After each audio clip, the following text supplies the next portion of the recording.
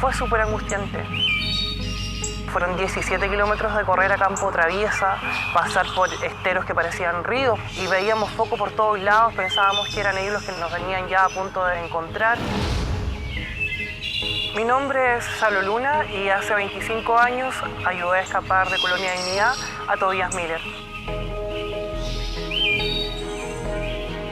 Es invierno y el río que rodea Villa Baviera está crecido. A cada paso, los jóvenes se alejan más y más de Colonia Dignidad, un lugar, escenario de los crímenes más atroces que la mente de un ser humano pudiera imaginar. Yo tomé la decisión de efectivamente participar en la planificación y en la acción misma de la fuga de Tobías Gonzalo. Una de las sectas más perversas que ha existido, que duró más de medio siglo a vista y paciencia de todo el país. Abusados, torturados. Desde este niño chico ya fuimos abusados del Schäfer.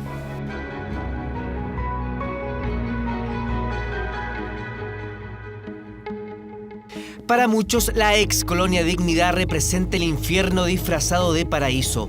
Por 36 años fue manejada a su antojo por un pseudo pastor religioso pedófilo alemán llamado Paul Schäfer, uno de los personajes más siniestros que recuerde la historia de nuestro país.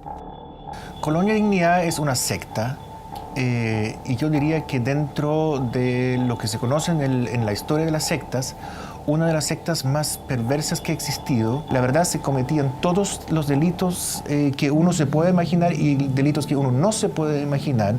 Tortura, asesinato, abuso, violación.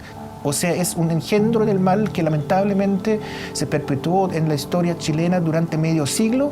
Un enclave en la cordillera del Maule que supo de violaciones y abusos sistemáticos a menores, separándolos de sus familias, en un sistema minuciosamente elaborado con una maldad que, pese al tiempo, cuesta dimensionar. Abusados, torturados, con corriente. Soy abusado del Schäfer. Me cuesta mucho, porque fuimos totalmente desnudos en camillas. En la noche tiraron al agua helada, con electroshock en todo el cuerpo. Ese tiempo fue horrible, como 1 año y medio, 2 años, todas las noches. Winfred salió a los 22 años de la colonia. Nosotros regresamos a un enclave que fue inexpugnable por más de medio siglo para 5 gobiernos democráticos y una dictadura de 17 años. Schäfer estableció un régimen de horror en la mitad de Chile.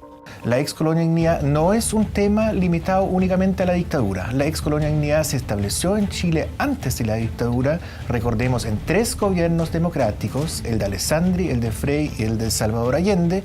Luego se consolidó a más no poder durante la dictadura, no cabe duda, pero también se perpetuó después de la dictadura. Consta que el propio Contreras y otros agentes de la DINA visitaron la colonia y parecían tener cordiales relaciones con sus dirigentes. Ciertamente que la Colonia Dignidad siempre fue apuntada como un lugar de detención y tortura y muerte de opositores a la dictadura. La colonia tenía una enorme red de protección. El periodista Fernando Tapia será crucial más adelante en esta historia. Ya en 1990, Patricio Aylwin apenas asumió la presidencia, le quitó la personalidad jurídica a la colonia. Muy de a poco se comenzaron a saber los abusos de Schäfer y en 1996 empezaron los allanamientos a Villa Baviera. Schäfer estaba perfectamente enterado de los allanamientos que se iban a realizar en la ex Colonia y tenía tiempo suficiente para esconderse. Tenía soplones en la policía, tenía soplones en los juzgados, o sea, Paul Schäfer tenía contactos a todo nivel. Schäfer se sentía confiado y protegido, amasando una fortuna producto de la explotación de los colonos. Bueno, como llegamos a terreno salvaje, aquí empezamos ya con 7 años a salir a los campos, a hacer campo. Desde 7 años empezamos a trabajar de sol a sol. Y eso hasta los 20 años de edad que salí de la colonia, prácticamente habiendo sido un animal de carga, un animal de trabajo. Tener trabajando a gente sin sueldo, sin remuneración, sin pagar imposiciones de lunes a lunes, eso es esclavitud. Fernando era un joven periodista de economía y se ofreció para ir a la zona.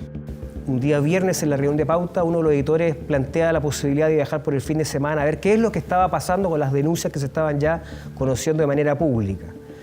Y bueno, levanté la mano y fui conociendo los testimonios, entrevisté a varios de los niños que hicieron denuncia en su momento, de verdad que eran impactantes, no publicables, porque eran detalles muy horrorosos. El pastor Adrián Bravo, que había sido un ex colaborador de la colonia, arrepentido, me contacta y me da la información de que había un colono joven de 24 años, de nombre Tobías Miller, que tenía la intención de fugarse, pero que no confiaba ni en Carabineros ni en la Policía de Investigaciones. Y como la decisión de Tobías Miller, ayudado por un miembro de la Juventud Vigilia Permanente, Salo Luna, era fugarse, pasara lo que pasara, el pastor me pide colaboración para contribuir a esa fuga a través de la logística.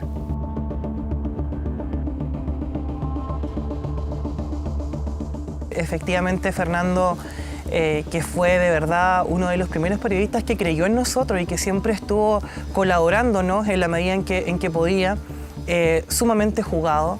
Eso a mí me puso en un dilema profesional y ético.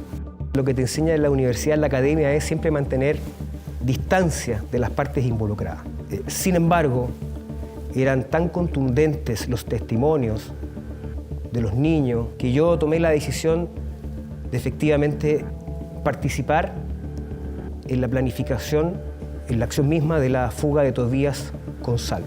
Y nos iba a estar esperando un familiar, mi cuñado, junto a Fernando. Algo que no ocurrió porque lamentablemente un día antes sufrí un accidente jugando handball, tuve una caída, perdí el conocimiento, hasta el día de hoy tengo la cicatriz que me recuerda ese episodio. Eso nosotros lo subimos después. Te imaginarás que esas horas de incertidumbre fueron muy dramáticas porque lo primero que pensamos era que la información se había filtrado y que probablemente las vidas de Salo Luna y de Tobías Miller estaban corriendo riesgo. Y comenzamos a planear bastantes cosas, pero todas se iban cerrando puesto que Alcatraz queda chico junto a Villa Baviera. Aquella fuga se frustró, pero la intención seguía latiendo en el corazón de Tobías Müller.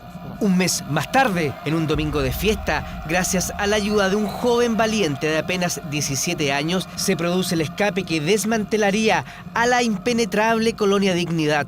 Los colonos de Villa Baviera recordaron los 36 años de su controversial historia en suelo chileno.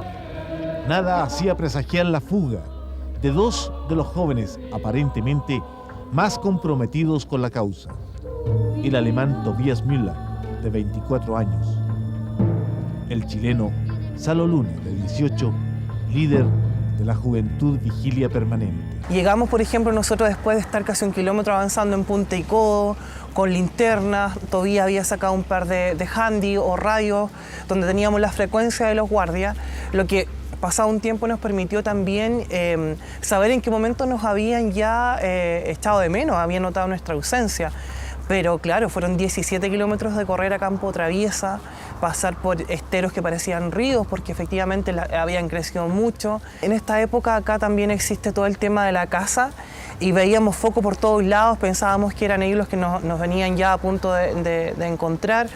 Fue súper angustiante. Al tiro empezaron a buscar.